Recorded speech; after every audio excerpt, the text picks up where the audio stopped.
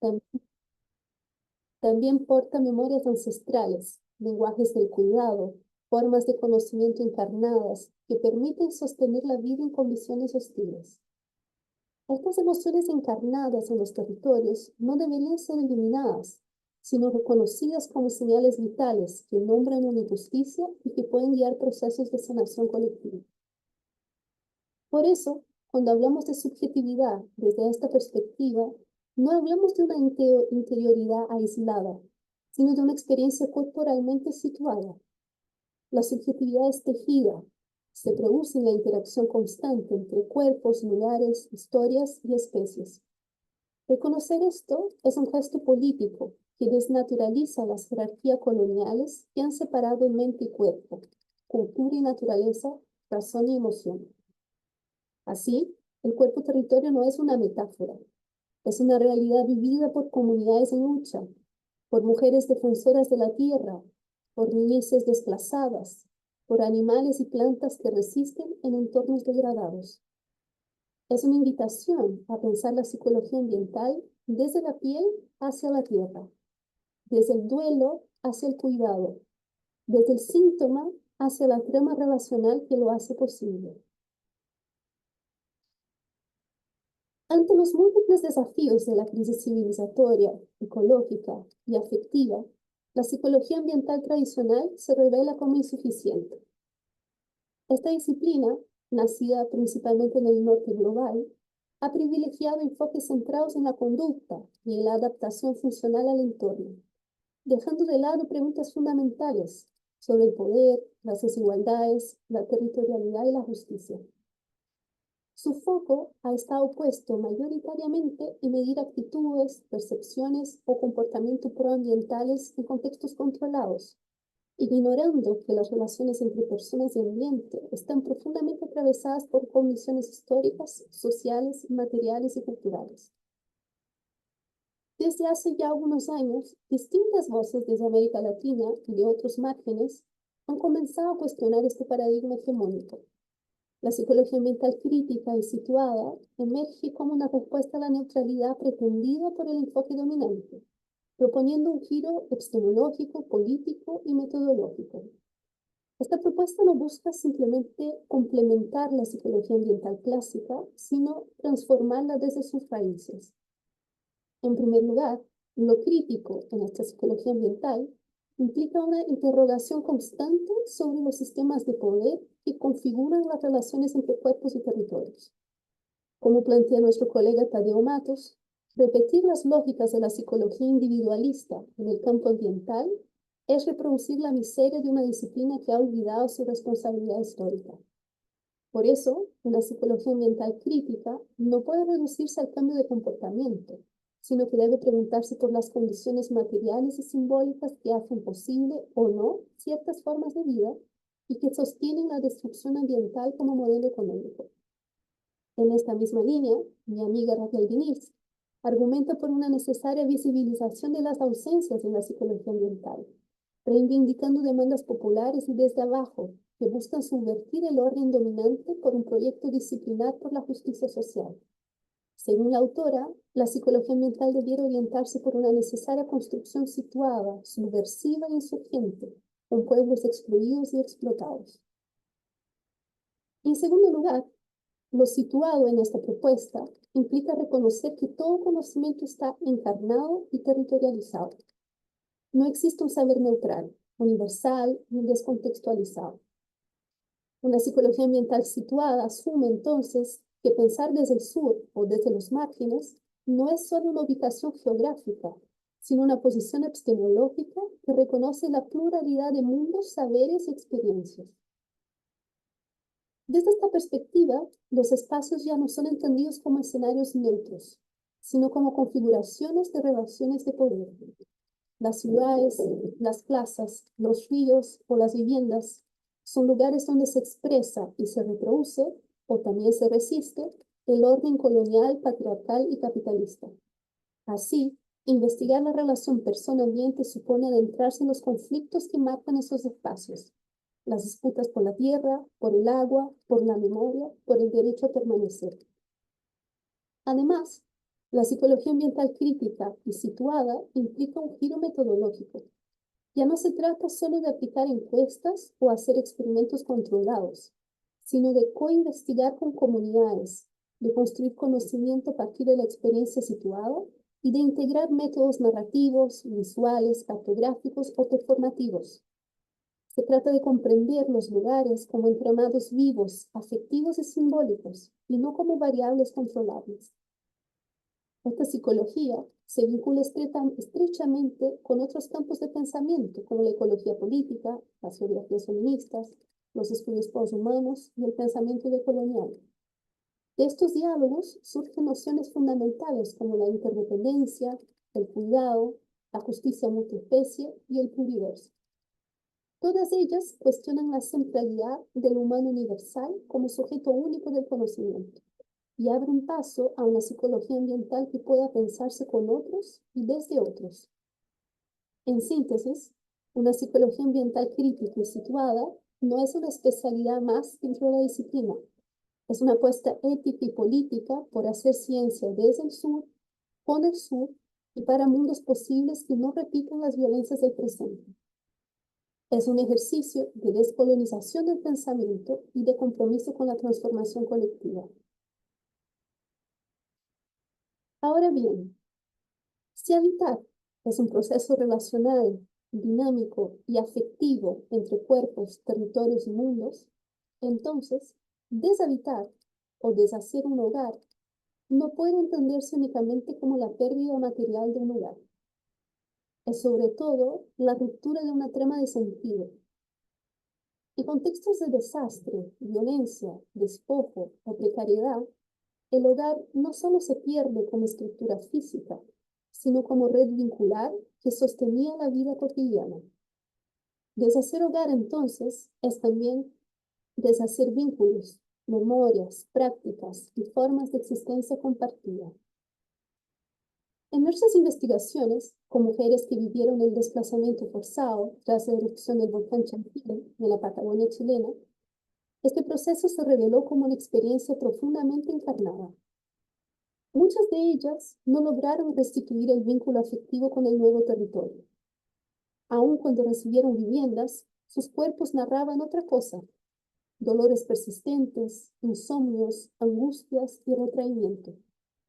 No era solo la pérdida de una casa, era la pérdida del vínculo con la tierra que las había constituido, del mar, del río, del volcán, de las plantas, de las rutinas, de los otros seres con quienes compartían la vida. Desde la perspectiva del cuerpo-territorio, estos síntomas no son meramente individuales, sino señales territoriales. El cuerpo registra el desarraigo como herida.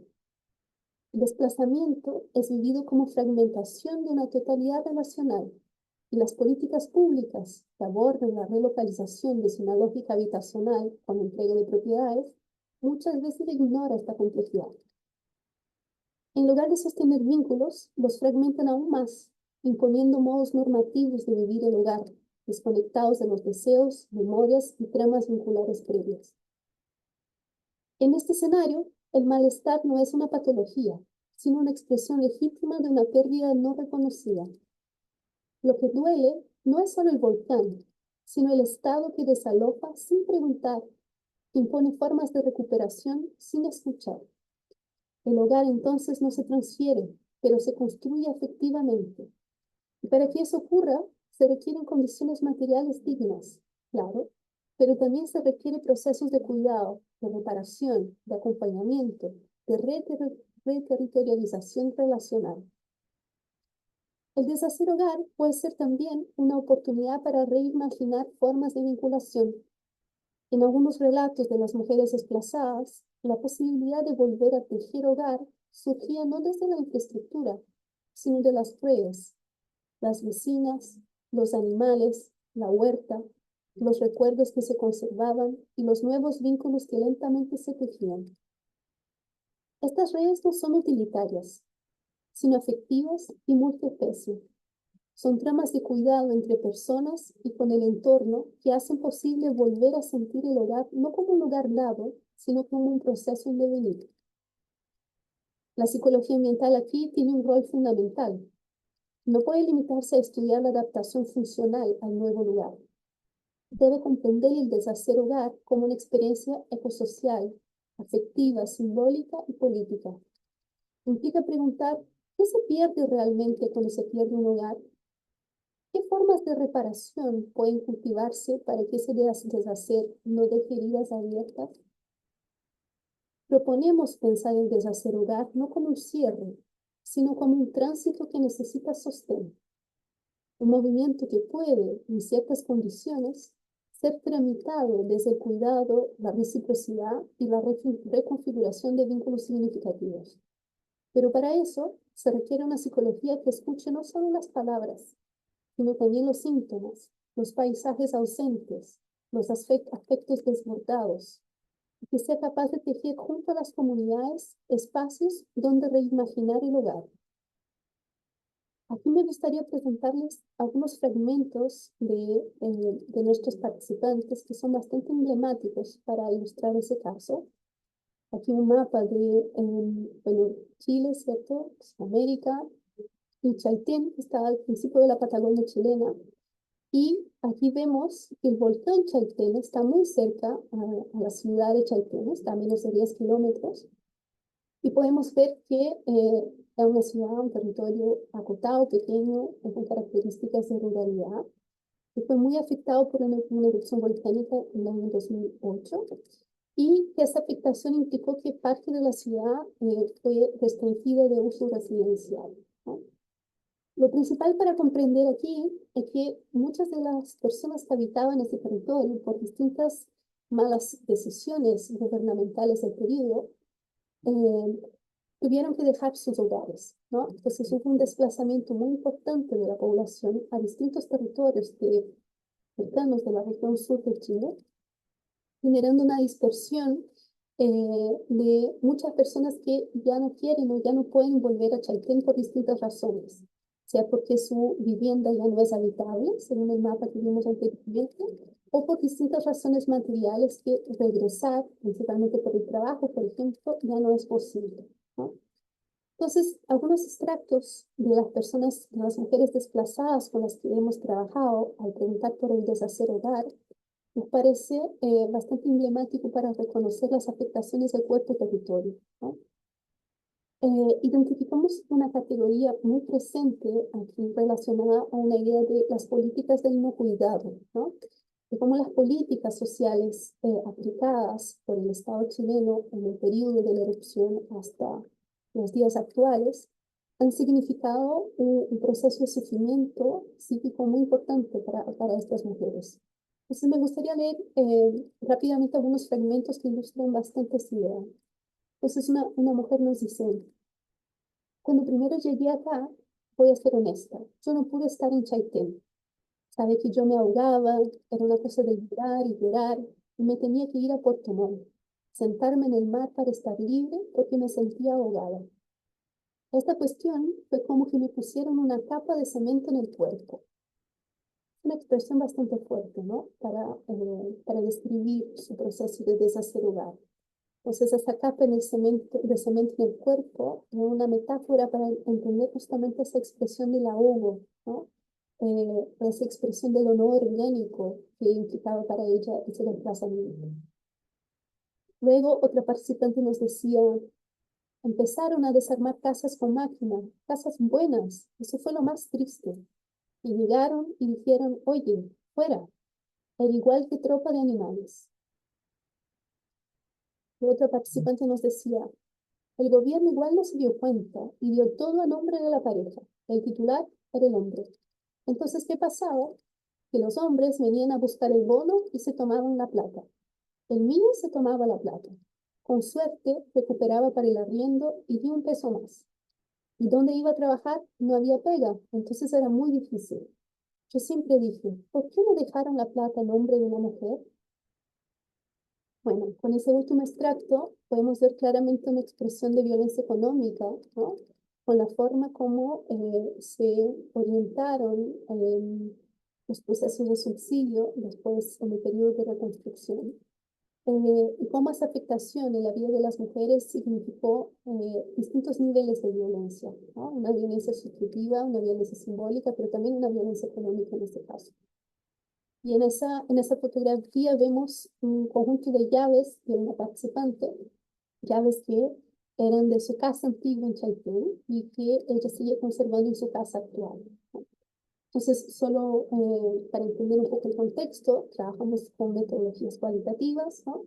Con entrevistas principalmente en el territorio, caminando con las participantes, y las invitamos a un proceso de photo voice, donde deberían realizar fotografías de objetos o alguna materialidad o paisaje que representara para ellas su proceso de deshacer hogar. Entonces aquí vemos una otra fotografía, una de las fotografías más fuertes de nuestra investigación, que una de las participantes guarda en su vivienda actual un frasco con cenizas volcánicas de su casa anterior, ¿no? Y ese frasco puede tener muchas significaciones, ¿no? Muchos sentidos que podemos dar a esta imagen, pero me gustaría primero leer con ustedes algunas de las viñetas. Y esas viñetas ahora hacen referencia principalmente a una experiencia de muerte, ¿no? Una muerte que no fue una muerte de personas queridas directamente, porque no falleció ninguna persona producto de la erupción volcánica directamente, em, pero sí hubieron varias muertes simbólicas, ¿no? Muertes plurales que pudimos identificar en las experiencias de estas mujeres. Entonces, uno de nuestros participantes nos decía: sí, yo caminaba, me levantaba súper temprano, salía a recorrer en foot por donde yo creo que nunca había andado. A veces no andaba nadie en la calle, pero yo recorría, caminaba, tratando de asumir. Y eso sentía que me ayudaba. Que caminaba, pero muy temprano, algunas veces antes que la gente misma salga del trabajo. Eso cuando yo no tenía trabajo, como estaba ahí como a la deriva, cuando yo estaba a la deriva. Eso yo sentía que me ayudaba al caminar cuando estaba toda desconfigurada. Luego la siguiente participante dice: o sea, nos empezaron a meditar y resulta que tú empiezas a decir, ya, ok, sí, me siento como que me empiezan a aplanar. Entonces, bien, pero resulta que después de eso, ¿qué más? Y finalmente, una otra participante dice: nadie va a entender la experiencia de vida si no ha vivido algo parecido, o que le afecte de tal forma que te hace un trastoque, de que tú estás mirando al frente y te dan vuelta. ¿Y quién dijo que yo quería darme vuelta? Yo no quería darme vuelta. Entonces, estos tres extractos, desde la idea de estar a deriva, de estar aplanada, del trastoque, ¿no? Nos revelan experiencias muy profundas, subjetivas, ¿no? Que tienen que ver con algo que se transformó muy intensamente con estos desplazamientos forzados por estos participantes, ¿no? Y ese frasco con ceniza nos viene a representar justamente eso también, ¿no? Esa imagen de un hogar perdido, de un hogar que falleció, de un modo de vida que ya no existe, ¿no? Luego, una siguiente participante nos trae como fotografía ese sofá, ¿no? Un sofá que no sé si ustedes observan en la parte de abajo de la tela, que en la parte azul de la tela, tiene varias marcas blancas, grises, que son marcas de cenizas volcánicas, ¿no? Y esta participante decidió trasladar ese sofá de su vivienda en ese territorio volcánico hacia su nueva vivienda actualmente, un proceso difícil porque estamos hablando de un territorio bastante aislado, y ella decidió habitar con ese sofá en su nueva vivienda para no olvidar, ¿no? Y ella nos dice: los primeros viajes los autorizaron 2 o 3 meses después, que era un viaje para mujeres, para que pudiéramos rescatar toda nuestra vida en menos de una mañana o una tarde. Imposible, imposible, imposible. Bueno, en horas, claro. Mi vida, mi cerebro colapsó en algún momento. Y también terminé yendo a un psiquiatra, pero no porque alguien del gobierno dijera, mira, vamos a hacer un seguimiento de la gente de Chaitén. Ya pasaron 5 años, vamos a ver dónde están. No, pensaron que si me pagaban, me estaban callando de alguna manera. ¿Y qué hago? ¿Cómo dignifico lo que soy? ¿Cómo hago para que mi vida importe? Ese fragmento nos expresa muy bien cómo el proceso, ¿no?, gubernamental o la forma como las políticas, en ese caso de reconstrucción, que priorizaron la entrega de propiedades, la entrega de subsidios, ¿no?, de ayudas económicas, al invisibilizar la dimensión subjetiva, la dimensión territorial de estos procesos simbólicos y vinculares, terminaron siendo muy violentos para estas personas, ¿no?, para estas mujeres.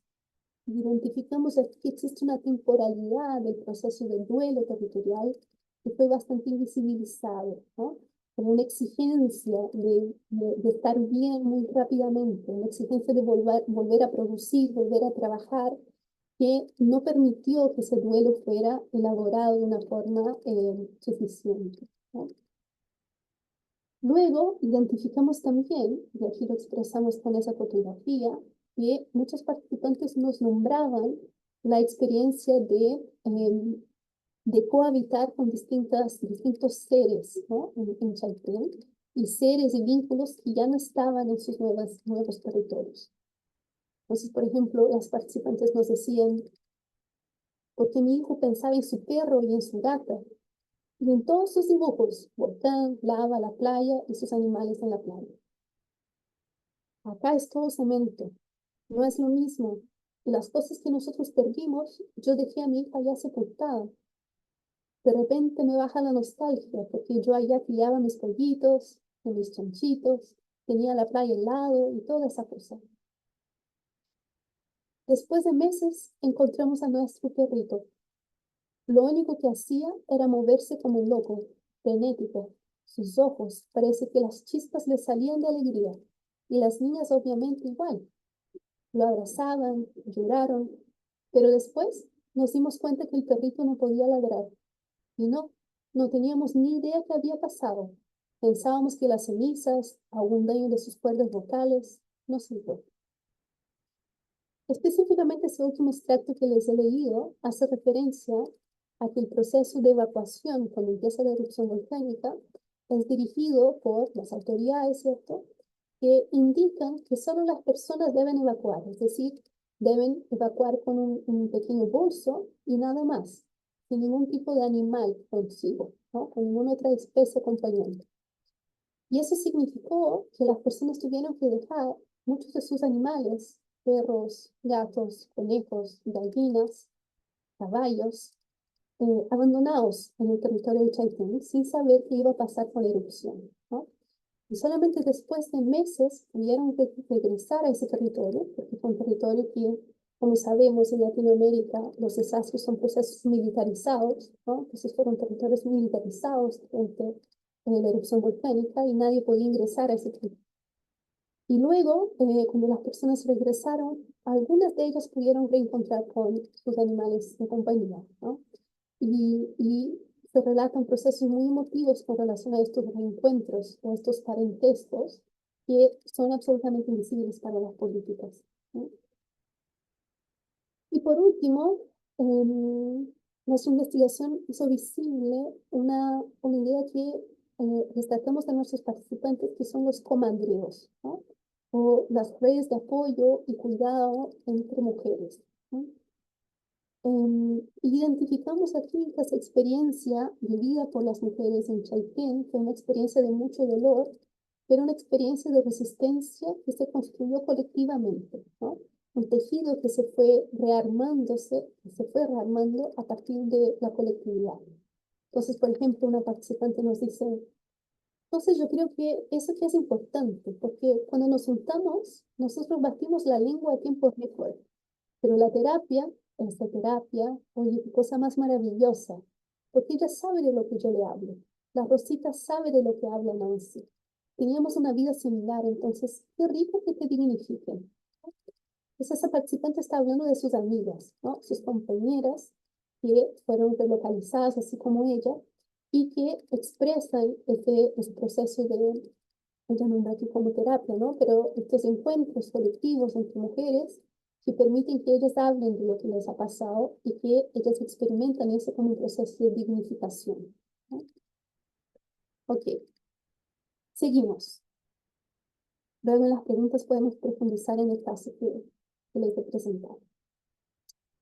Entonces, Frente al caso que les he compartido en estos breves fragmentos, entonces frente al desarraigo, la fragmentación de vínculos y a la crisis de habitabilidad del planeta, la propuesta de una ética del cuidado se vuelve urgente, no como gesto individual ni como moralidad privada, sino como principio estructurante de una nueva racionalidad civilizatoria, una ética del cuidado interdependiente, humana y más que humana.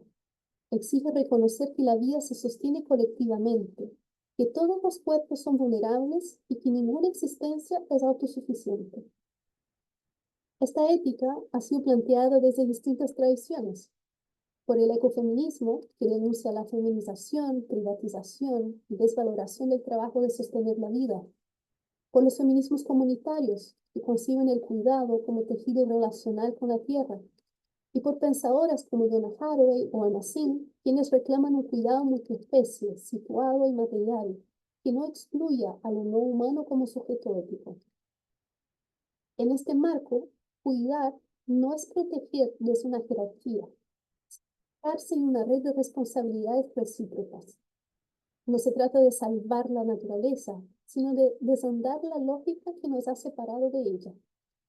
Implica reconocer que cuidar de un río es cuidar de la comunidad que lo habita, que cuidar de un árbol es sostener un tiempo, un clima, una memoria, que cuidar de un cuerpo es también cuidar de la tierra que lo alimenta. Una psicología ambiental que se inscriba en esta ética necesita convertirse en una práctica que acompañe procesos colectivos de regeneración de vínculos, de reparación de territorios, de restitución de tramas afectivas. Esto implica metodologías que escuchen la experiencia situada, que se abran a saberes territoriales, que dialoguen con prácticas campesinas, indígenas, populares y ancestrales del cuidado. También exige reconocer que las ciudades que habitamos, los paisajes que recorremos y los lugares que llamamos hogar, no son neutros. Están diseñados muchas veces para la autosuficiencia, la productividad y el consumo, y no para el encuentro, la reciprocidad y la ternura. El urbanismo feminista ya lo ha dicho. Necesitamos territorios que nos cuiden, ciudades que abracen la diversidad de cuerpos y de necesidades, políticas públicas que no normalicen una única forma de vivir. Una ética del cuidado interdependiente nos invita a imaginar infraestructuras de afecto, comunidades sensibles al sufrimiento, territorios que integren la salud humana, ecosistémica y planetaria. En un mundo herido, el cuidado es una práctica radical. No se limita al auxilio o a la asistencia, sino que apunta a recomponer los lazos que sostienen la vida. Cuidar es, en última instancia, una forma de resistencia frente al olvido, frente a la desafección, frente al colapso. Es un modo de hacer política desde la ternura, la escucha y la memoria encarnada. Una psicología ambiental comprometida con este horizonte ético no solo estudia el mundo, también lo acompaña, lo repara y lo sueña de nuevo. Y para cerrar esta reflexión, me gustaría invitarles desde la ternura a imaginar una, una otra psicología, ¿no? Entonces, frente a la complejidad de los malestares contemporáneos y los límites civilizatorios que habitamos, somos convocadas a imaginar otros modos de existencia y con ello otras formas de pensar y practicar la psicología ambiental. No se trata solo de una tarea conceptual, es una apuesta ética, relacional y situada. Es aquí donde los horizontes especulativos se vuelven brújulas necesarias. Siguiendo a Donna Haraway, especular no es evadir el presente, sino una forma de permanecer con el problema. Ficcionar desde las heridas, sin romantizar el colapso ni resignarse al desastre. En sintonía con esta idea, Ailton Krenak, pensador indígena brasileño, nos recuerda que el fin del mundo ya ha ocurrido muchas veces para los pueblos indígenas y que la tarea no es evitar el fin, sino aprender a habitarlo con poesía, dignidad y comunidad. Partiendo del concepto de pluralidades de Lorena Cabnal, nos posicionamos por una ética y una política del conocimiento que reconoce la coexistencia de múltiples formas de saber, de sentir y de habitar el mundo. Frente a los marcos coloniales y eurocéntricos que han impuesto una visión única, lineal y universal del conocimiento, la autora propone pensar desde la pluralidad de saberes, desde la legitimidad de experiencias situadas, de voces históricamente silenciadas, de cuerpos racializados, feminizados y marcados por el territorio. Esta pluralidad no es solo una diversidad superficial, implica asumir que hay otras racionalidades, otras espiritualidades, otras temporalidades, otros modos de vincularse con la vida y con la tierra que no pueden ser reducidos al lenguaje científico moderno. En este sentido, hablar de pluralidades es también hablar de luchas por el reconocimiento de saberes indígenas, campesinos, afrodescendientes, comunidades tradicionales, por la validación de formas de conocimiento encarnadas, intuitivas, afectivas y relacionales. Las pluralidades exigen descentrar el sujeto del conocimiento, descolonizar la mirada y abrir espacio a formas de vida que no buscan dominar, sino convivir. Inspirada en voces feministas como Lorena Carnal, Marisol de la Cadena, Rita Segato, Karen Barad, Donna Haraway, Gloria Anzaldúa, se abre una ética del conocimiento situada, enraizada en la pluralidad de experiencias y cosmovisiones que componen los territorios vivos. Conocer desde lo más humano no es simplemente incluirlo como sujeto de estudio, sino cambiar radicalmente la trayectoria de cómo conocemos, partir desde otros pluriversos, desde relaciones no instrumentales, desde preguntas que busquen transformar nuestra capacidad de cohabitar. Sin necesidad de agotar este camino, se trata de dejarlo abierto, como una grieta fértil en el suelo de la psicología ambiental. Inspirado en lo anterior, esto implicaría, por ejemplo, diseñar proyectos que no se enfoquen únicamente en la conducta, sino que consideren su impacto en las redes ecológicas amplias, la salud de un río, las especies en fuga, los suelos contaminados, las lenguas amenazadas, las memorias del territorio o la circulación de afectos entre cuerpos humanos y no humanos. La psicología se convertiría en una práctica de acompañamiento, capaz de facilitar procesos colectivos de imaginación situada, en diálogo constante con comunidades locales, territorios vivos y movimientos socioambientales que resisten y rehacen mundos desde abajo.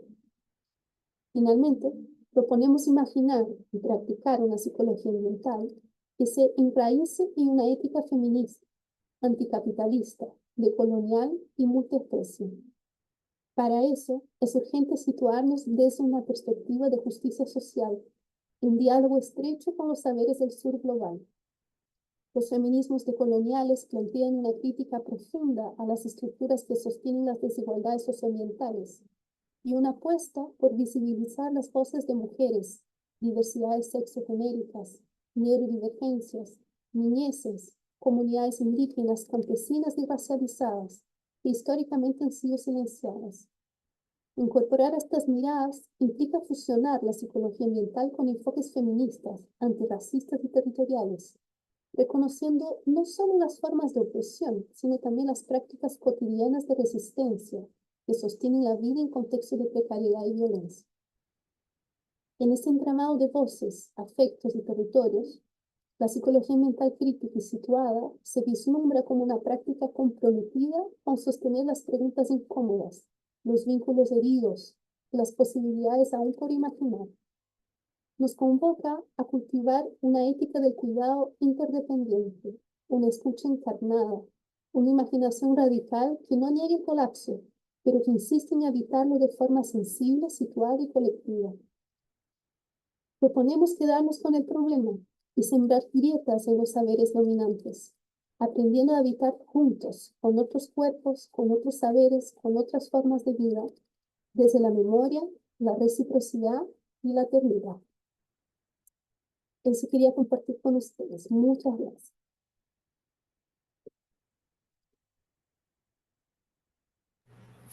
Bravo. Muchas gracias, Laís. Tu presentación de verdad que a mí me parece tan conmovedora porque estás diciendo cosas tan necesarias para la práctica de la psicología en general, ¿no? De la psicología en general que tendríamos que aportar a nuestros estudiantes desde licenciatura. O sea, yo no me imagino cómo es que no nos preocupamos porque nos quedemos sin agua, sin bosque, sin selva, sin manglares, ¿no? Cuando estamos hablando de salud mental. Entonces, de verdad que tu plática a mí me deja chinita la piel. Me encanta, te agradezco muchísimo que nos hayas compartido y tengo como fui anotando muchísimas cosas que me encantaría poder conversar contigo, pero en este momento también entiendo que hay que dar espacio y chance pues para las demás personas, porque de eso se trata este espacio, ¿no? De ir tejiendo, de ir transformando nuestros espacios y que sean sobre todo espacios seguros, ¿no? ¿Qué es lo que buscamos también? Que este espacio se convierta en este espacio seguro para todas las mujeres que participamos aquí, que podemos compartir, decir lo que hacemos, lo que nos preocupa, ¿no? Y desde aquí ir alimentando esta nueva práctica de la psicología ambiental comunitaria. Entonces, bueno, voy a dar paso. Bueno, antes quiero agradecer también a la compañera Lourdes Félix, a la compañera Mónica Morales Murillo, pues a Nicole Arce y a Sharon Ocampo, a la doctora Lisma, que están aquí, bueno, la doctora Lisma que nos presta su cuenta siempre tan amablemente, ¿no? De Zoom, y a las compañeras, pues que son organizadoras de este espacio. Entonces, pues quiero dar paso también a la participación de la doctora Mónica, que es nuestra moderadora, y ella es psicóloga por la UAM, maestra en Ciencias del Comportamiento en Salud y doctora en Ciencias Sociales por la UAM. Se ha especializado en salud mental comunitaria e investigación, prevención y atención de violencias contra las mujeres y violencias sociales desde enfoques feministas. Ha coordinado investigaciones e intervenciones psicosociales desde la cooperación internacional y ha trabajado en políticas públicas, organismos de la ONU y organizaciones civiles. Es cofundadora de CREAS, una asociación civil que gestiona proyectos de desarrollo social. Actualmente es docente en la Facultad de Psicología de la UAM y en la maestría en Psicología de la UAM. Y bueno, con ella hemos estado colaborando en una propuesta teórico-reflexiva, ¿no?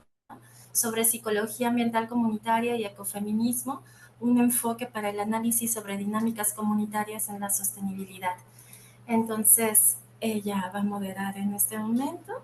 Muchas gracias. Adelante, María. Muchas gracias, Itzel. Y bueno, reitero el agradecimiento y sobre todo las posibilidades reflexivas que nos deja esta serie de planteamientos epistemológicos, pero me parece que también metodológicos por parte de la IS. Entonces, yo quisiera sí hacer comentarios reflexivos en torno a estos planteamientos epistemológicos y metodológicos.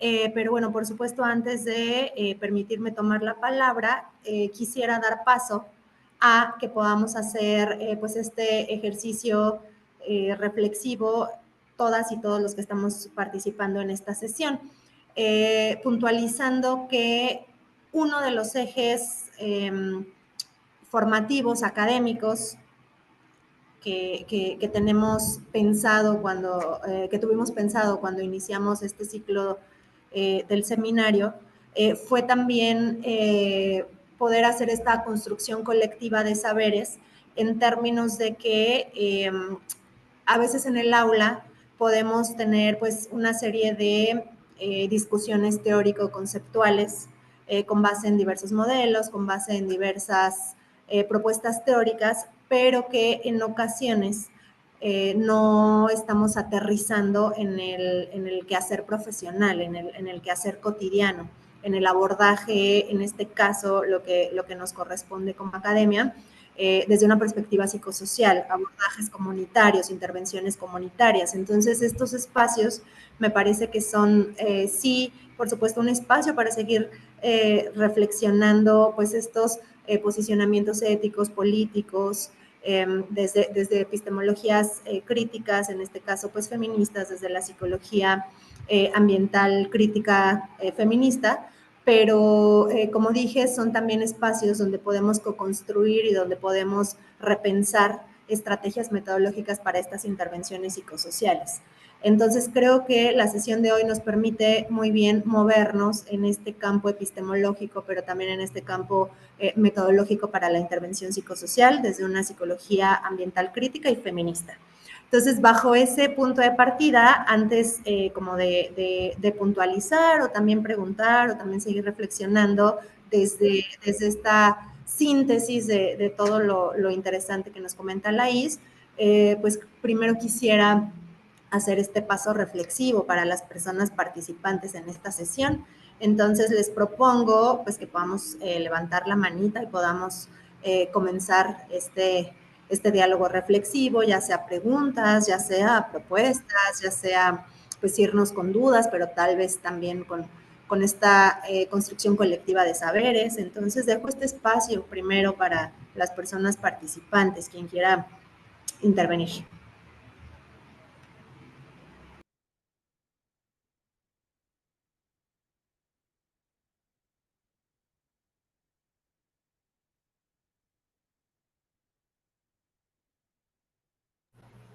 Por acá creo que andaba Nicole, que tenía por allí alguna pregunta. Ah, ya está, la mano. Sí. Sí, adelante, Nicole. Perfecto. Hola, buen día a todas.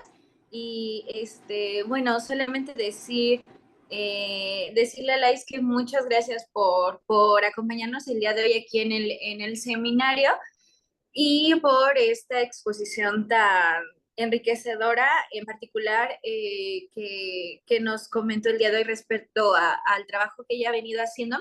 A mí me gustaría, pues tengo una serie de preguntas, ¿no? Unas tienen que ver con la parte, sí, como metodológica puntual y otras serán un poco más, más de lo teórico, pero me gustaría un poco como preguntarte, Lais, acerca de justamente en este enlace entre territorio y también el cuerpo, ¿no? El cuerpo situado, ¿no? Que en ese sentido, eh, ¿cómo es que, cómo tú crees que aportaría algo en temas del bienestar y la salud mental, comprender justamente el enlazamiento entre ambas objetividades, ¿no? Lo que está allá afuera como en el contexto y lo que está aquí, ¿no? Que es al final cuerpo y al final como esa circularidad. No sé, me gustaría saber tu opinión respecto a esto que iba pensando mientras pasaba tu exposición. Muchas gracias. Nosotros respondo inmediatamente o hacemos la vuelta completa con ustedes proponen. Me parece que podamos ir dialogando preguntas-respuestas, ¿si te parece? Ya, perfecto, gracias. Nicole, gracias por la pregunta. Sí, yo haría la reflexión quizá al revés, es decir, yo diría que al no considerar la relación cuerpo y territorio, nuestras lecturas, aproximaciones, intervenciones son insuficientes, ¿no? Y en los fragmentos de la investigación que les he compartido, nos quedó evidente que solamente preguntar por el discurso, algo quedaba vacío, ¿no? Quedaba descolocado. Muchos de nuestros participantes nombraban ciertas experiencias corporales igualmente con dificultad.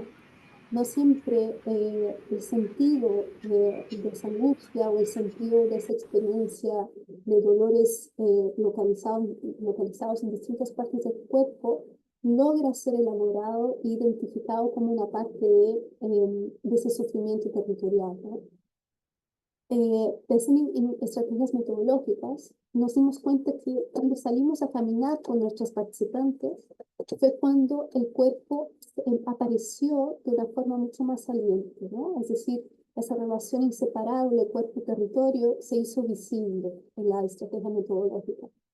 porque mientras estábamos en un contexto tradicional, en una entrevista, por decirlo, sedentaria, ¿no? Sentadas en un espacio, por ejemplo, principalmente lo hicimos en el espacio doméstico de las participantes en sus viviendas, hay un esfuerzo, ¿no? De una racionalidad en tratar de construir un relato coherente, cohesionado de lo que les ha pasado, cómo han deshecho hogar, pero quedan muchas puntas sueltas con relación al cuerpo, ¿no?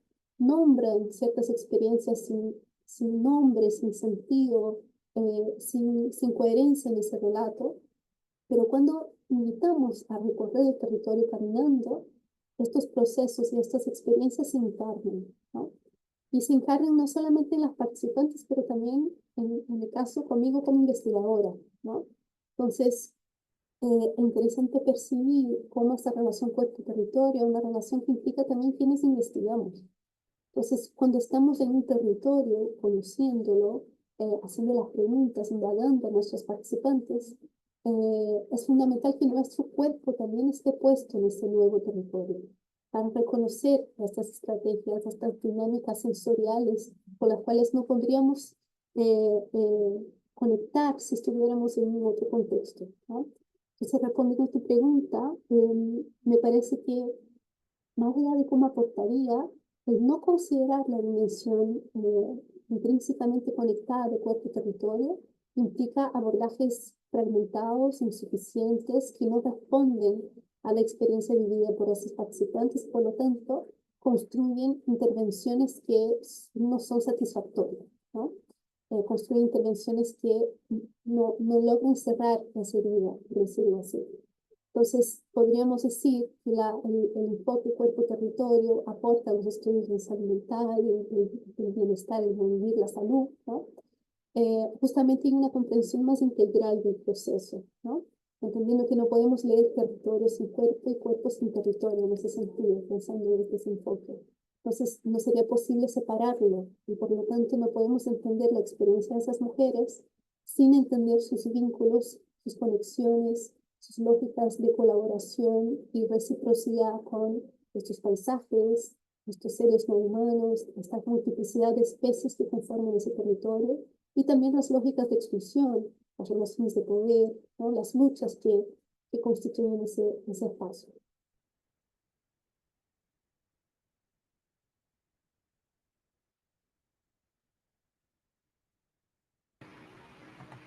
Sí, muchas gracias, Laís. Yo pensaba también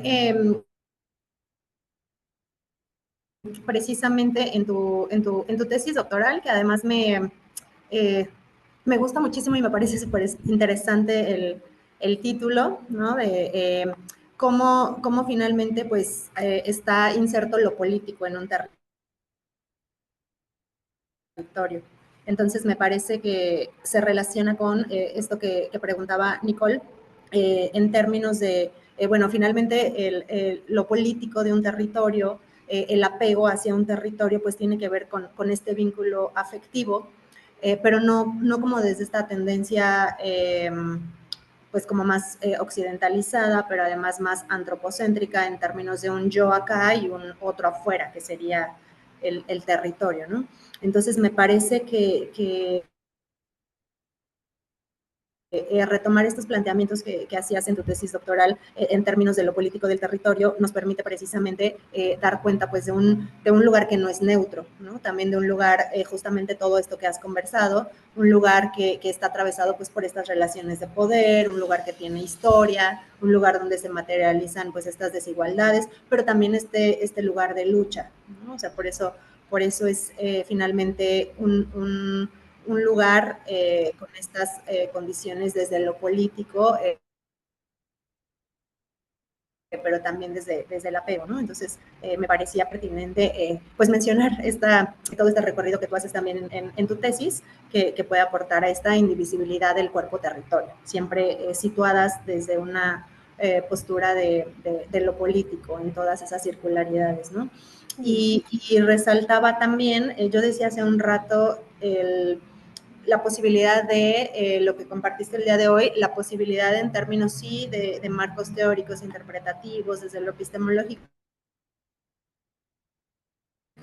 pero yo también alcancé ahí a percibir pues varios aspectos también que nos podrían aportar para lo metodológico, incluso técnicas muy específicas como esto que acabas de decir de las caminatas en territorio, ¿no? Que permite precisamente posicionarnos desde esa horizontalidad o desde esa coinvestigación o desde esa pues intervención más situada, ¿no? Entonces creo que eso es muy valioso entre todo lo que nos has compartido.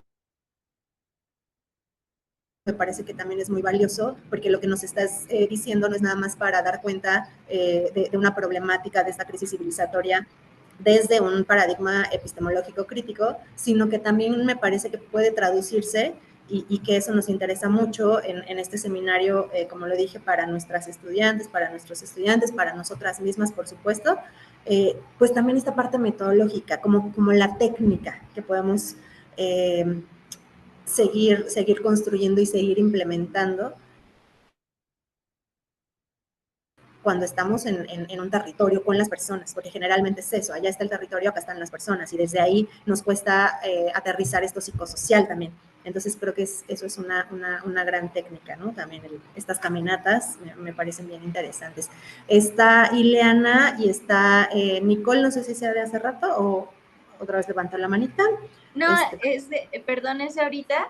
Es que quería hacer, que nada más era una puntualización porque justo era como otra cosa que pensaba, escuchando ya la respuesta que la IS nos dio, como que me gustaría a mí preguntarle ya en un sentido como a lo mejor más personal y en su papel como investigadora, cuáles han sido las técnicas que más le gustan, ¿no? Un poco como para justamente implementar, un poco para justamente hablar de elaborar este tipo de enlaces, ¿no?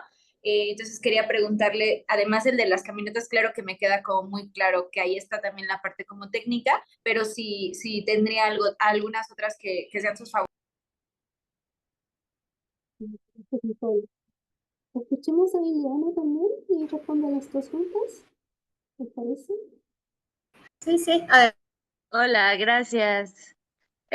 Pues mi comentario es justo, creo que va, pues sí, de la mano con lo último que estamos discutiendo, porque, bueno, al hacer investigaciones de campo, pues no, llegué un poco tarde, entonces no sé si ya se había como hablado esto, pero pues me parece que es muy importante como cómo nos acercamos hacia estas investigaciones y cómo llegamos a estos dos, bueno, a este cuerpo entero, pero que es cuerpo-territorio, y,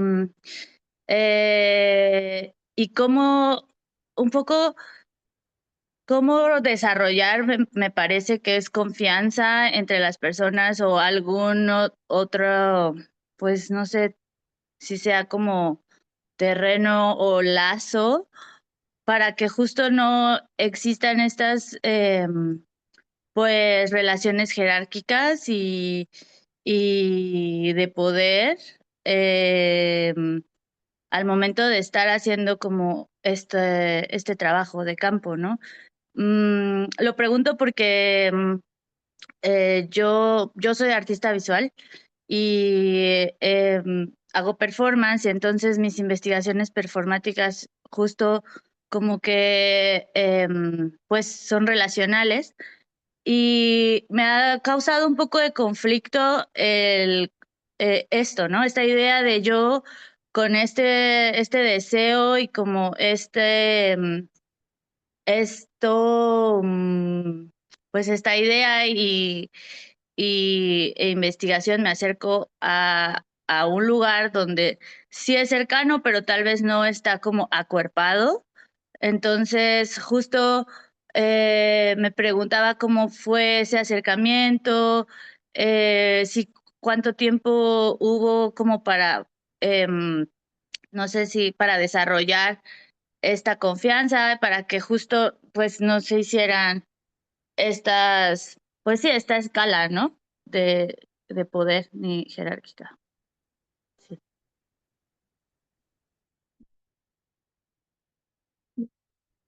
Sus puntos son muy de la mano. Y también muchas gracias por los comentarios anteriores de Mónica. Me alegro mucho que pudo revisar la tesis doctoral. No, cuando escribe una tesis doctoral pienso que se va a quedar ahí, no, ¿quién lo va a leer, no?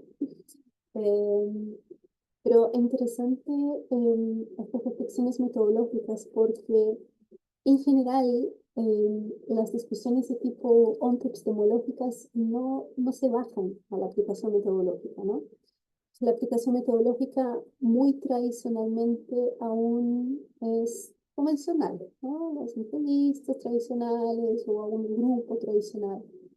Entonces, es interesante el desafío de pensar esa bajada epistemológica. Entonces, cómo somos coherentes con nuestros supuestos, ¿no?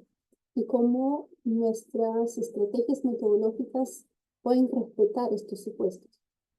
Entonces, en ese sentido, me gustaría compartirles un artículo que recién hemos publicado.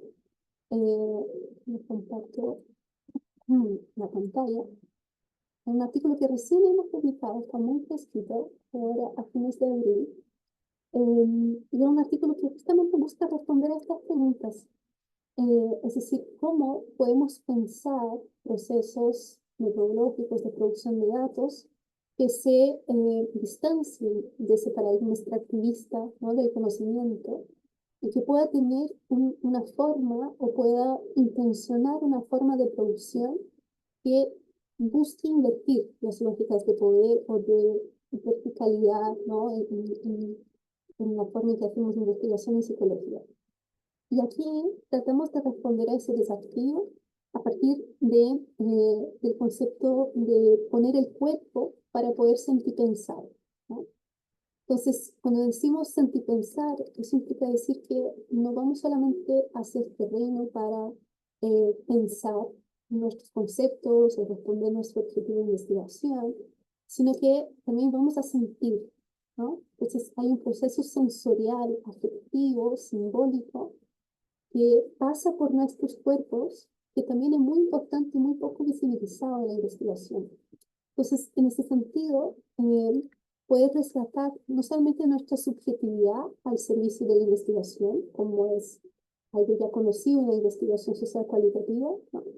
Pero también utilizar nuestro cuerpo territorio al servicio de la investigación. Entonces, aquello que nos pasa en el cuerpo pueden ser pistas para reconocer estos procesos o estas relaciones que estamos explorando, ¿no? Y en este caso, nos preguntamos por justamente la espacialidad, es decir, cómo la investigación social cualitativa ha dejado muy de lado la noción, el concepto de espacialidad, y al dejarlo de lado ha replicado formas tradicionales que en general recolectan o producen o conocen solamente las palabras, ¿no? De las personas. Entonces, la dimensión narrativa o discursiva. Entonces, en esa investigación, a partir del mismo caso que les compartí hoy día, tratamos de identificar cómo responder a estos desafíos y tratamos de responderlos a partir de esa técnica de las entrevistas caminando o entrevistas en el territorio, ¿no?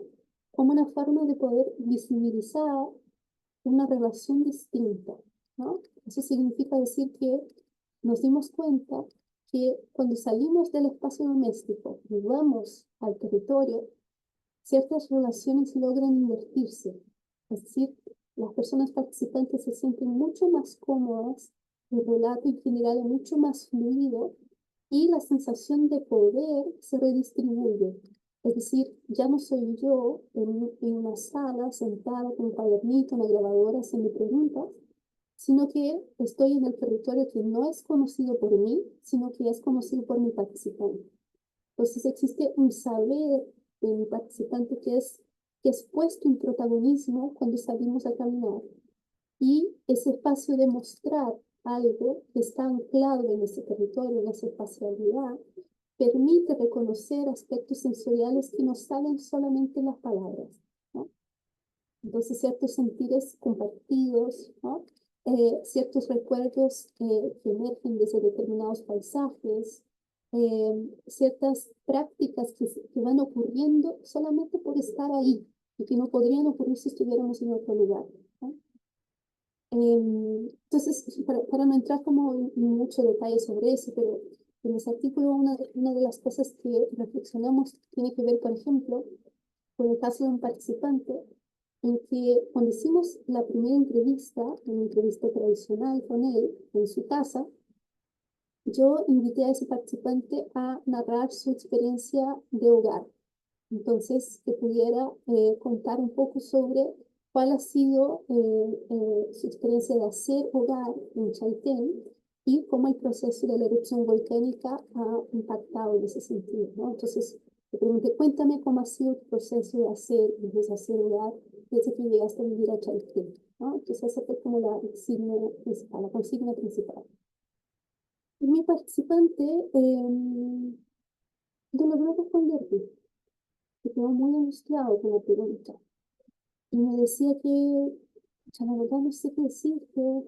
Y quedó como unos 10 minutos tratando de dar vueltas de cómo responder a eso, pero finalmente no pudo. Y me dijo, ¿sabe qué?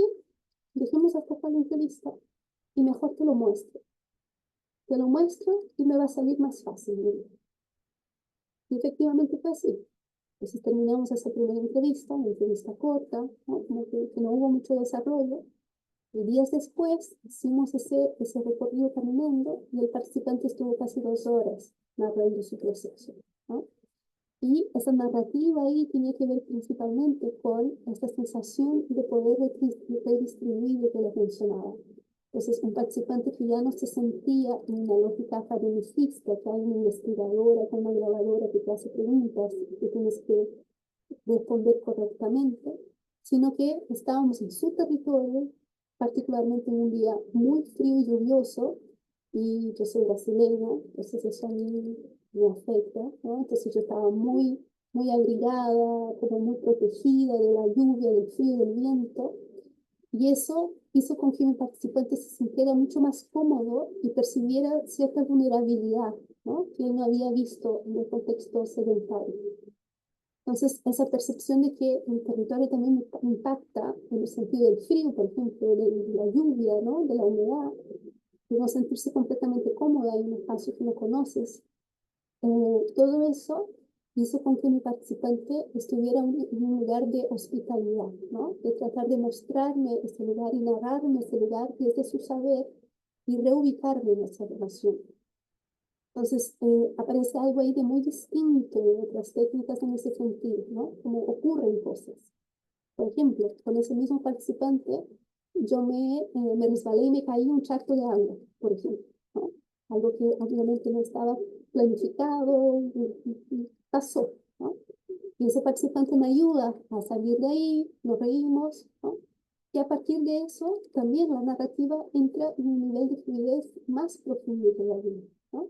Entonces, hay ciertas cosas compartidas que ocurren, ciertas prácticas que se performan al estar en un territorio compartiendo con otra persona en su territorio, que hace visible o que invierte las lógicas o las relaciones de poder en distintos sentidos, ¿no? O una otra participante, también a propósito de ese mismo caso, en que ella me lleva en un auto, le dije no caminar, le dije que fuéramos en auto, y me lleva a la periferia del territorio, ¿no? Ya a la frontera, a las afueras de esa ciudad de Chaitén, y ese participante me muestra cómo la relación entre periferia y pobreza está articulada en ese territorio, ¿no?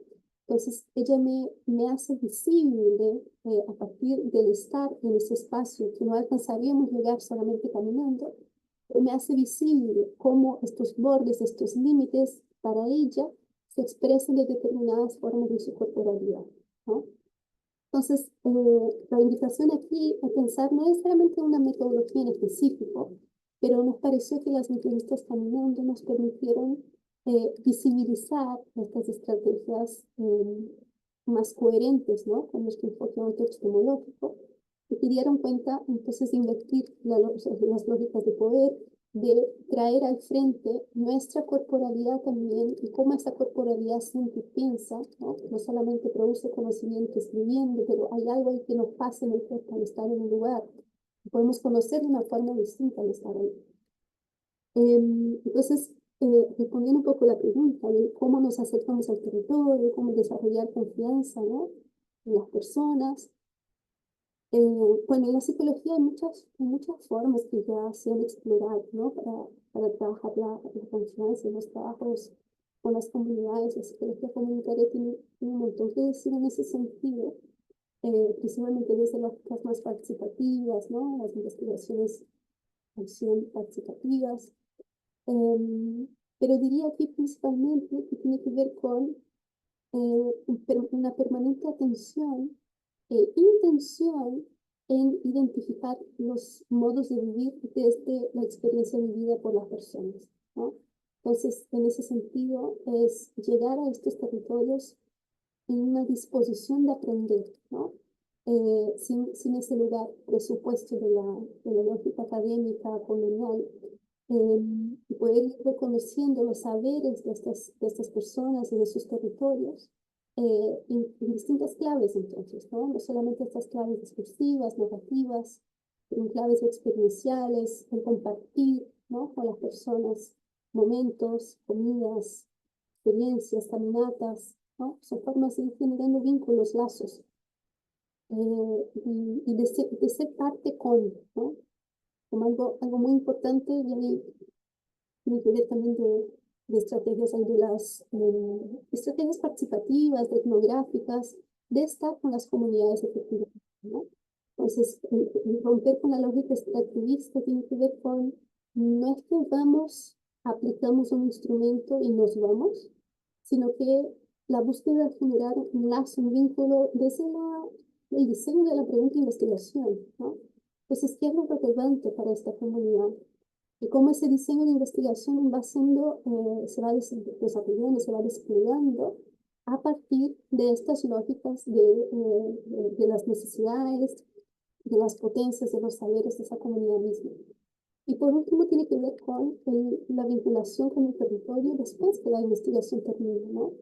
Tenemos muy mala fama quienes hacemos investigación de que realmente las personas no vuelven a los territorios, pero sabemos que es un desafío ético, político, poder generar un tipo de instancia de devolución de ese tipo de práctica, ¿no?, como el proceso de la investigación. Entonces, más allá que de evolución, ¿cómo podemos construir algo con nuestros resultados que haga sentido también para las comunidades con las cuales hemos trabajado? Entonces, aquí en nuestro caso hemos trabajado principalmente esos estudios con el Estado, por ejemplo, entonces que las investigaciones puedan dar origen a ciertas reflexiones o ciertos cambios en ciertas políticas públicas específicas para estos territorios, estas comunidades. Y nos parece que existe una fertilidad ahí, ¿no? Ahí utilizar la investigación como una herramienta de transformación finalmente, acotada, situada, ¿no?, pero como una semilla en ese sentido.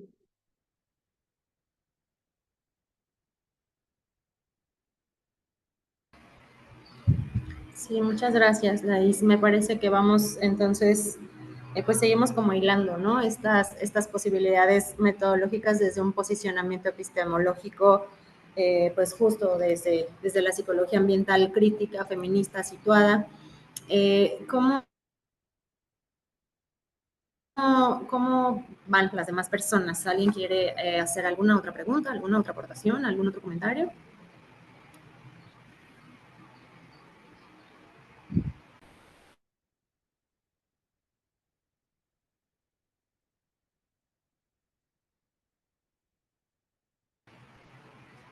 Bueno, en lo que tal vez surge otra posible reflexión, a mí me parecía bien pertinente y también pues saber,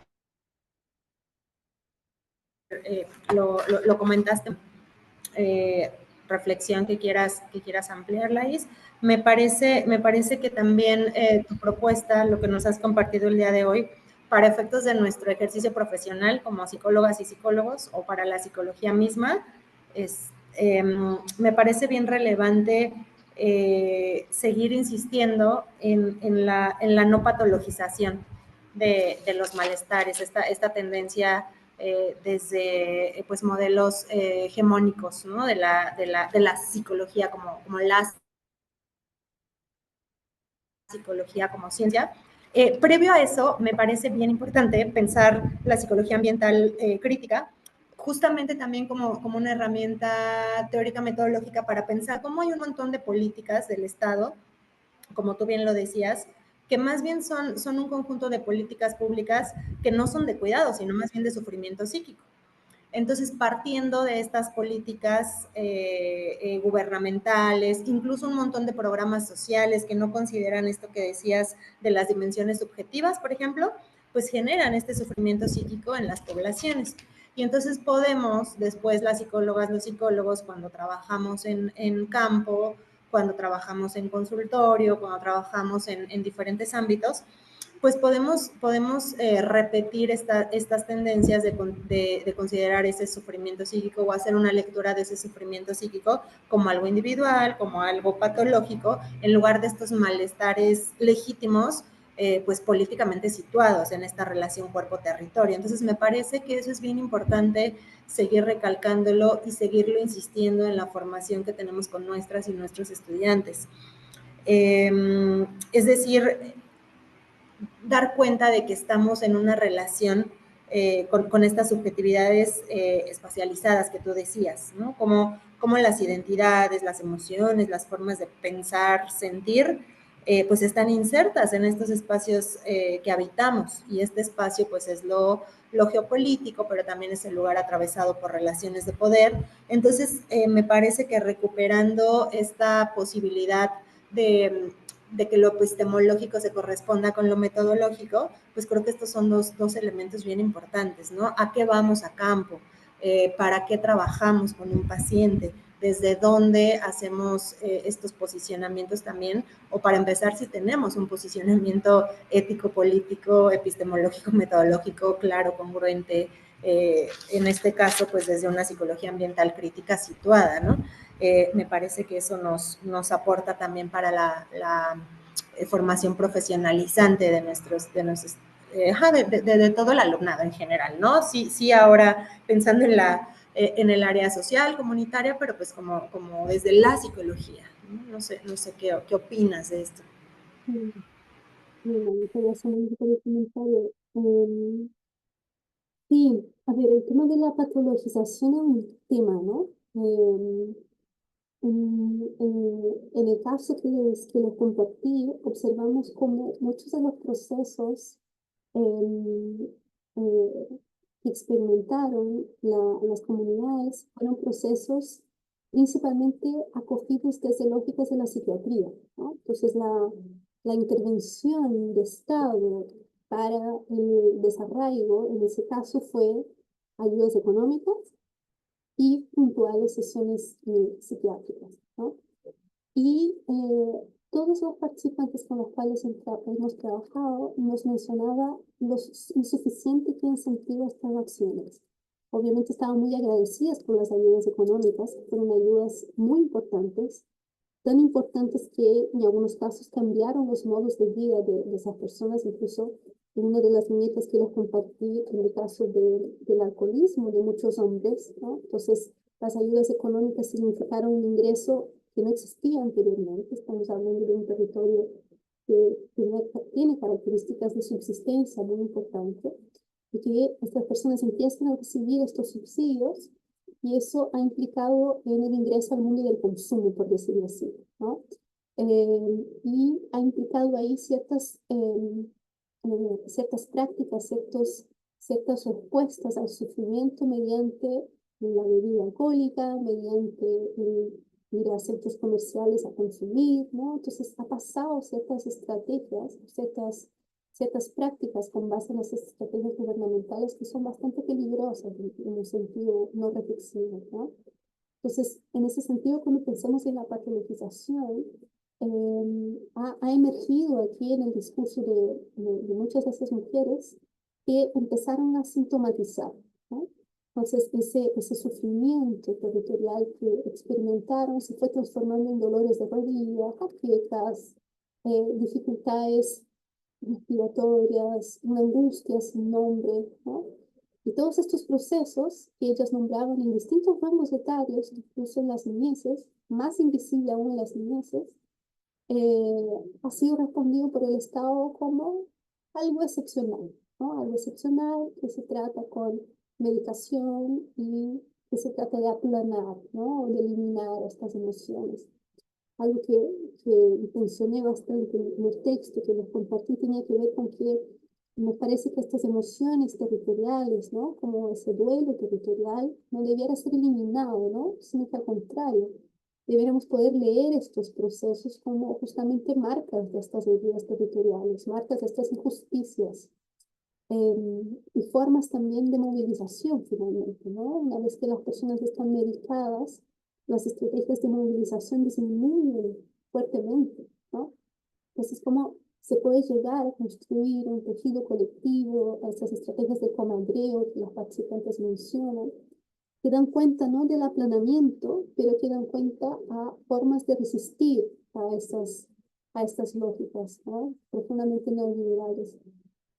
Y en ese sentido, claramente las políticas construidas por el Estado para responder a ese desastre fueron políticas de mucho sufrimiento, ¿no? Muchísimo, de muchos niveles y bastante invisibles para los tomadores de decisión. Eso es algo que me gustaría rescatar bastante, porque me parece que hay una tarea, una responsabilidad ético-política de la psicología en hacer visible, ¿no? Para los tomadores de decisión esta dimensión psicoafectiva, multiespecie, ¿no? de los procesos de sufrimiento territorial.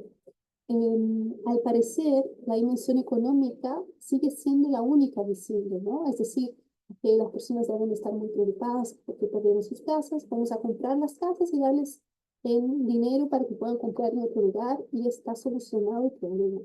Obviamente no es así, ¿no?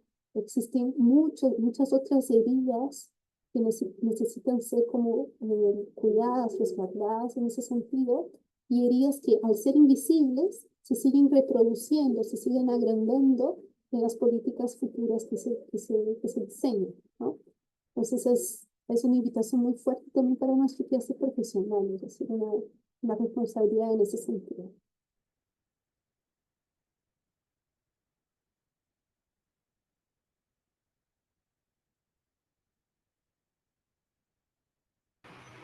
Sí, muchas gracias. Se corresponde pues con esto que decías en términos de no buscar esta adaptación funcional, sino más bien la generación de estos procesos pues para el sostén afectivo, simbólico, político, ¿no? Me parece que eso es súper relevante. Itzel tiene la mano levantada. Gracias, Mónica. Bueno, aquí como 3 puntos que me parecen muy interesantes en esta exposición y en lo que ha ido profundizando Laís.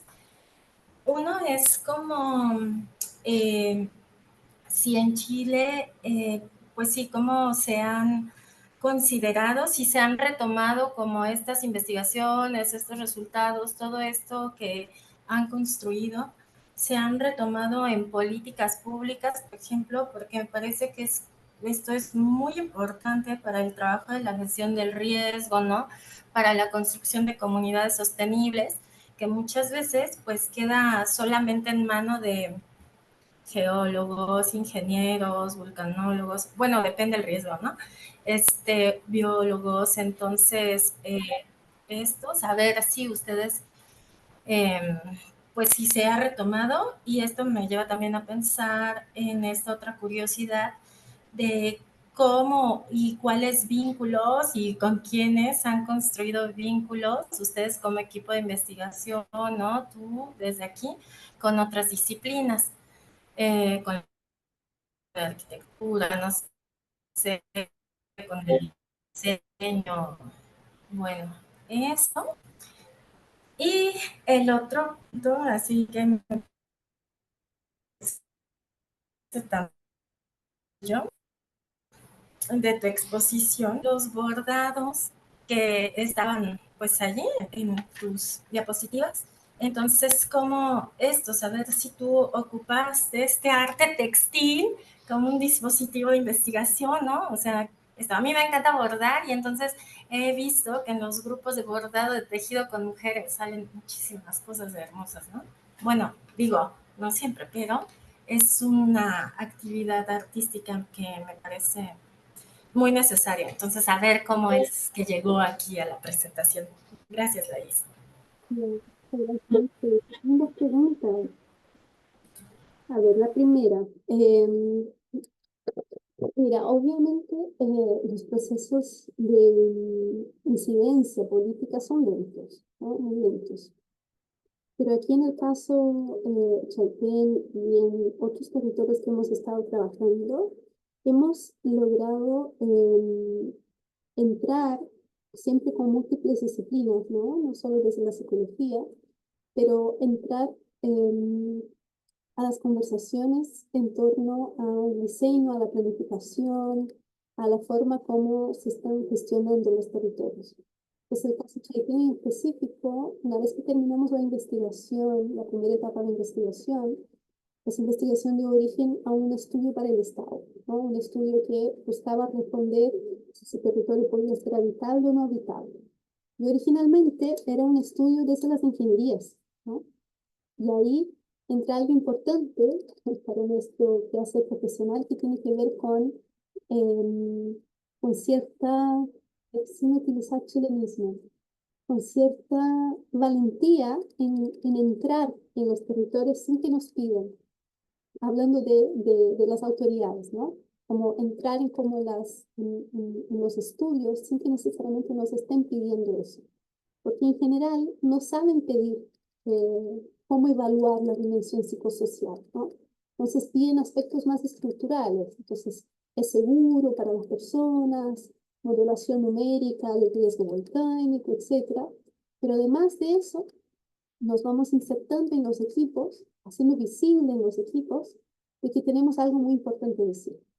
Y a partir de eso, con estos equipos insertada ahí, vamos hacia las distintas municipalidades, gobiernos, para incidir en ese sentido, ¿no? Entonces, siempre vamos acompañando a otros profesionales que son más legitimados públicamente, por decirlo así. Esa ha sido como la estrategia que hemos estado ocupando, que ha funcionado y que ha significado que en distintos territorios se han empezado a realizar algunas prácticas coherentes con nuestras propuestas, ¿no? Pero siempre como un camino en paralelo, ¿no? Entonces, en ese sentido, diría que quizá como una estrategia media tramposa, ¿no? Pero que nos ayuda a ser parte de estos diálogos y entregar antecedentes a estos tomadores de decisión para que sean estrategias mucho más situadas, críticas, coherentes, ¿no? Además de eso, una vez que entramos en los territorios, estamos con las comunidades, ahí entra el otro lado de la trampa, ¿no? Que tratamos de empoderar a estas comunidades. Entonces, que estas comunidades puedan ir identificando sus relaciones con las autoridades, con el Estado, desde un otro lugar, ¿no? Un lugar que sí permite el diálogo y un lugar que sí permite ciertas disputas, ¿no? Llegar a ciertos diálogos que lleguen a decisiones para su buen vivir en ese sentido. Entonces diría que no es una entrada directa, pero una entrada que desde los bordes nos ha permitido hacer algunos cambios, plantar algunos cambios. Entonces, ¿qué otras disciplinas? Bueno, hemos trabajado principalmente con profesionales de la geografía, que son profesionales que me parece que entienden bien nuestras propuestas desde su formación, ¿no? Tienen una formación bastante integral. Y en ese sentido, a partir de ese diálogo con profesionales de la geografía, también dialogar ya con las ciencias más duras, ¿no? Que son las que principalmente son convocadas en estos contextos para la gestión de los territorios. Y sobre el arte textil, qué linda la pregunta, porque, claro, a ver, en esa presentación que les preparé, en ese caso específico de Chaitén, no trabajamos con estrategias textiles en la producción de datos, pero sí estamos trabajando en fotobordados con las fotografías que nuestros participantes han realizado, ¿no? Pues eso está en un proceso, todavía no ha terminado, entonces no los presenté.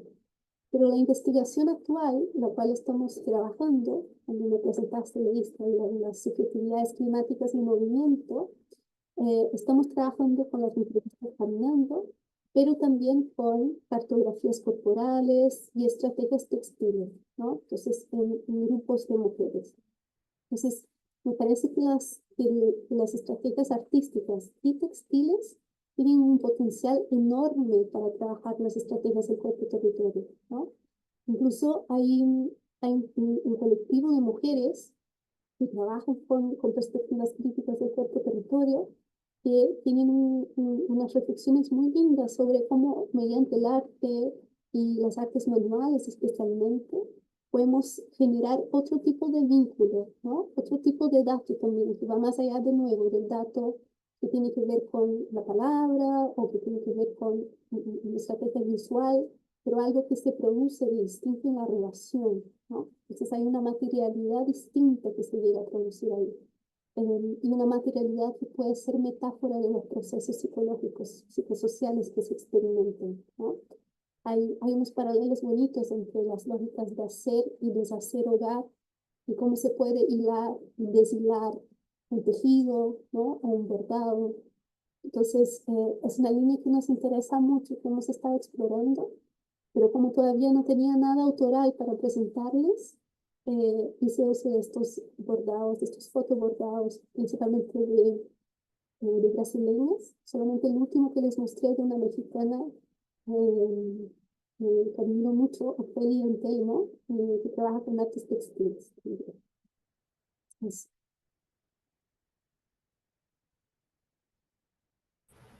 Muchas gracias, Laís.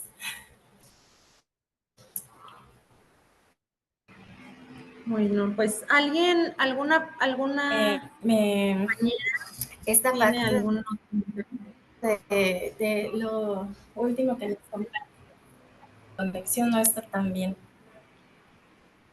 Hola, sí, perdón, es que sí, adelante, adelante, es que se me trabó y no escuché que estabas hablando. Sí, a mí también se me hace que la entendió conexión de muy bien nuestra... y se quedó un poco pegado. ¿Sí me puede repetir? Sí, no, te decía que muchas gracias porque esta última parte de cómo cómo has acercado esta parte del fotobordado y todas estas estrategias artísticas y textiles, a mí me parece que son justamente herramientas que tenemos que empezar a considerar más, ¿no? O sea, ya se están considerando, pero justo desde la psicología, con este enfoque cualitativo, es muy importante y ahorita estoy pensando en Sharon y Nicole que andan empezando unos procesos bien interesantes que esto nos puede alimentar muchísimo. Muchas gracias, Laís. Listo, Moni. Hay una compañera mexicana que se llama Sandra Estrada. Ella desde Sandra, la, sí, ella desde la psicología comunitaria trabaja con bordados, principalmente con mujeres que experimentaron algún tipo de violencia política por los desaparecimientos forzosos en México. Y su trabajo es súper lindo, lo recomiendo también.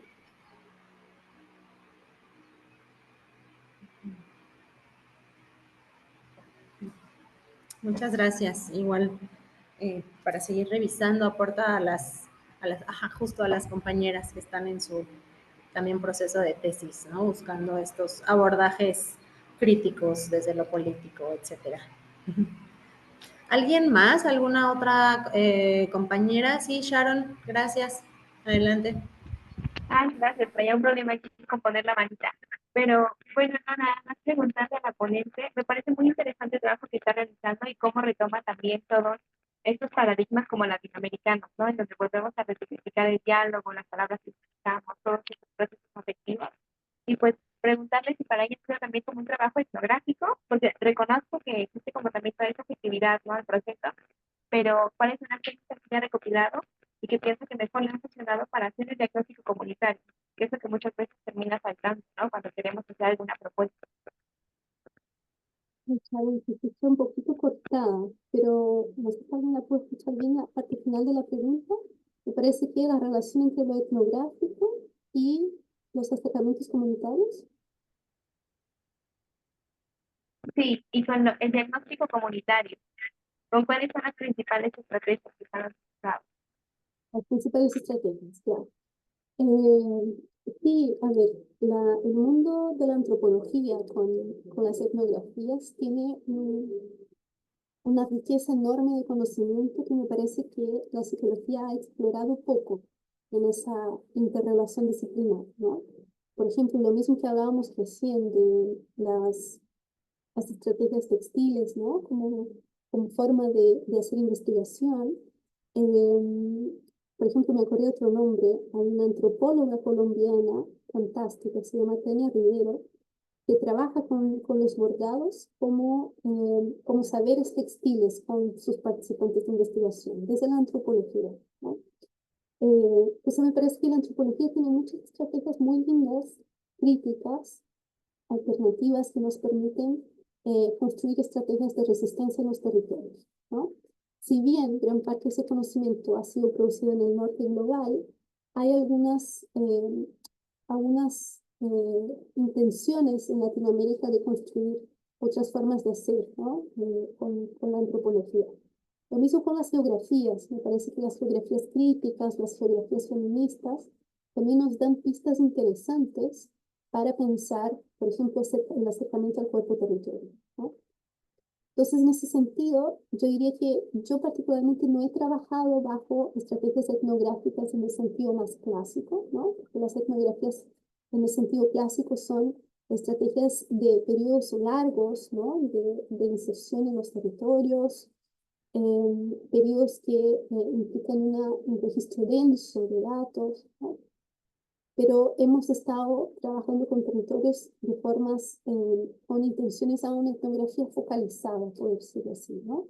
Como una estrategia focalizada que no implica estar por un año viviendo en esa comunidad, pero que sí nos permite en un tiempo más reducido acercarnos a una relación y a un vínculo más, como más fértil en ese sentido, ¿no? Diría que la relación que hemos trabajado desde las metodologías de investigación, por ejemplo, con la ayuda del Sentipensar, tiene que ver tiene algunas inspiraciones etnográficas, como por ejemplo los cuadernos reflexivos. Entonces, parte de nuestras técnicas de producción de datos implica no solamente la pregunta, ¿no?, a nuestros participantes, el registro de su voz o el registro del recorrido con el GPS o las fotografías, pero implica también un cuaderno de campo que vamos tomando notas, ¿no?, haciendo como registros densos de nuestra propia experiencia subjetiva y sentipensante en estos territorios. Y estos cuadernos reflexivos que lo nombramos, con parte de las estrategias del enfoque biográfico, nos permiten reconocer como un tipo de dato también, ¿no? Pues en ese caso no analizamos solamente los discursos, las frutas GPS, las fotografías, pero también analizamos estos registros en clave reflexiva, en primera persona, subjetiva, afectiva, etc., ¿no? Entonces diría principalmente eso hemos trabajado con inspiración etnográfica.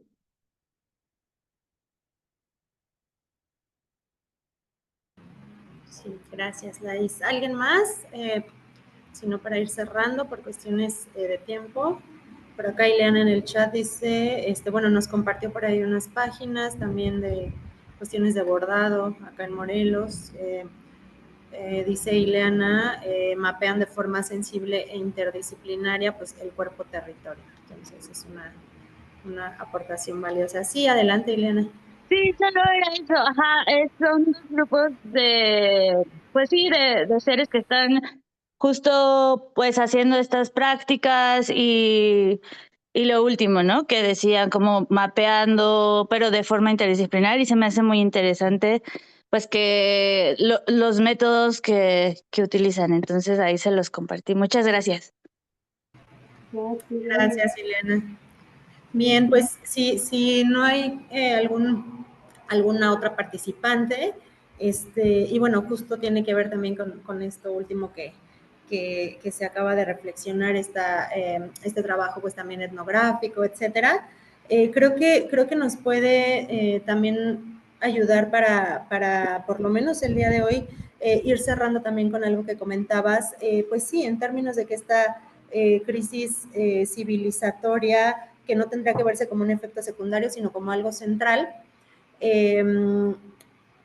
Pues sí, hay un conjunto de violencias, de opresiones, de malestares, pero como bien decías, y me parece que eso enfatizaría como para cerrar siempre desde la no desesperanza, es cómo hablas también de que los vínculos pueden regenerarse aún en esta crisis.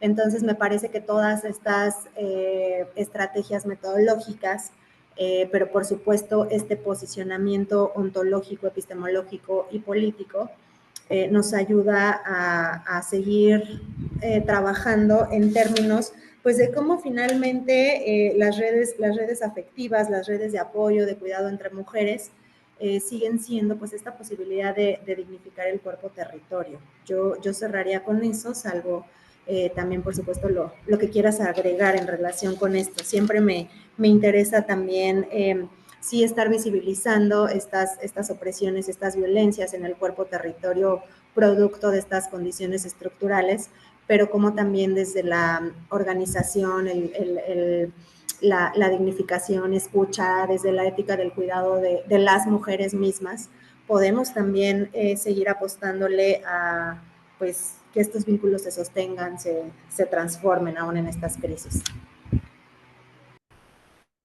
Gracias, Mónica, por los comentarios muy sensibles. También muchas gracias por todas las preguntas. Encantada de recibir su escucha. Mira, me parece que, como para cerrar, y no sé si sería la esperanza la palabra, pero quizá para ayudarnos a cultivar otros mundos realmente, ¿no? Me parece que hay una invitación muy bonita a finalmente pensar el futuro, es decir, cómo podemos construir otros mundos, otras formas de vivir, otras formas de relacionarnos, de habitar, ¿no? Y me parece que eso implica reflexionar también por el futuro de nuestra disciplina, ¿no? La psicología y finalmente la psicología ambiental. Entonces, ¿cómo podemos pensar otras formas y reconocer que estas otras formas son viables de hacerlas en nuestra vida cotidiana lentamente, ¿no?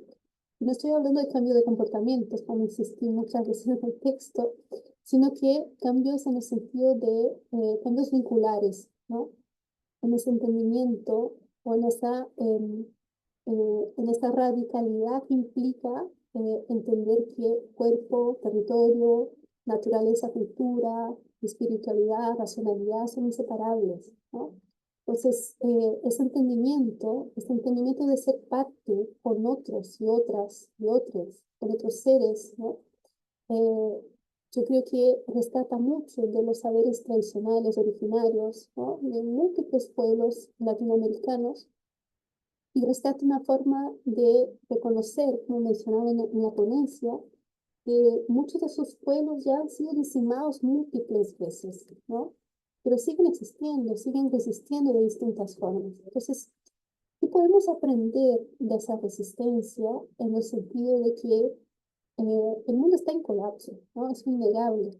Entonces, ¿cómo podemos seguir resistiendo frente a ese colapso con modos constructivos de regenerar, ¿no? Modos alternativos de construir otros mundos? A mí me parece bastante inspiradora esa noción de la especulación, ¿no? La imaginación especulativa como forma realmente no solo de pensar, ¿no? Pero de construir otros mundos viables que no reproduzcan las violencias del presente, ¿no? Como les comentaba. Así que cerraría ahí y les agradezco mucho el espacio y las preguntas.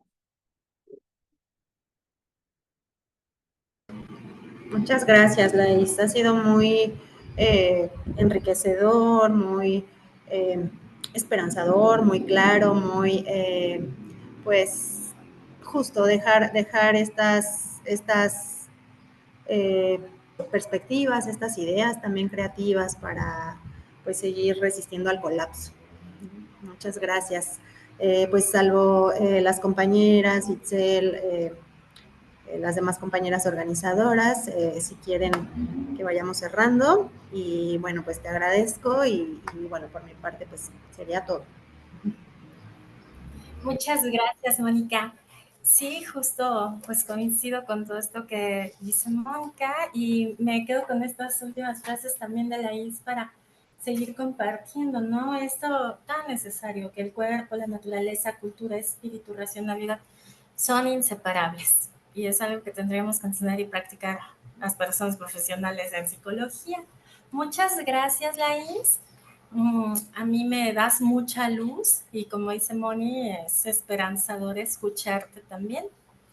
Bueno, voy a leer aquí la constancia que te otorga la Universidad Autónoma del Estado de Morelos a través de la Facultad de Psicología. Otorga la presente constancia a la doctora Laís Pinto de Carvalho por su participación con la ponencia Crisis Civilizatoria y Psicología Ambiental, Psicologías Feministas, realizada en el marco del Seminario de Psicología Social en las instalaciones, es en el Seminario de Psicología Ambiental, en las instalaciones de la Facultad de Psicología el día 7 de mayo del 2025, por una humanidad culta, y nos firma la maestra Herminia Luna Vara, directora de la Facultad de Psicología. Bueno, no sé mucho, pero te la haremos llegar a tu correo. Y Muchas también gracias. constancias a nuestra compañera Encantado. moderadora. Ha sido un placer y necesito también saber si podemos compartir en un repositorio que estamos armando del seminario algunos textos tuyos. Entonces, por ejemplo, la tesis doctoral que está en línea, si podemos compartir, o tú me puedes decir cuáles textos podemos compartir. Este último que nos sugeriste, también tú nos dices, ¿sale? También hice una carpetita con archivos para facilitar. Perdón. Sí, ahí te mando por correo una carpeta con algunos archivos para facilitar el trabajo. Pero encantada de compartir. Gracias. Es que se trabó un poco mi computadora, pero gracias. Pues entonces, podemos tomar una foto así de todo el grupo, Nicole, Sharon, de todas las personas que estamos así como lo teníamos de cada seminario, ahora en esta modalidad, para tener un recuerdo. Yo Y tengo esperamos que pensar, pero vamos a ver si la cara pues sigue resistiendo. sí. Ustedes nos dicen cuando esté listo todo.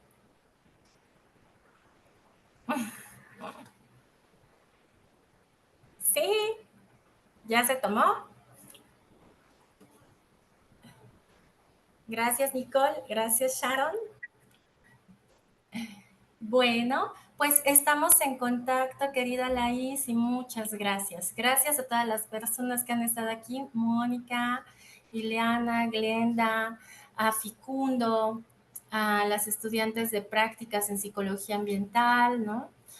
Muchísimas gracias y a las personas que estuvieron también desde Chile acompañándonos. Un abrazote. Estamos en Compañeros, un abrazo. Cuenten conmigo. Chao. Gracias. Hasta luego. contacto. Muchas gracias. Muchas gracias. Adiós.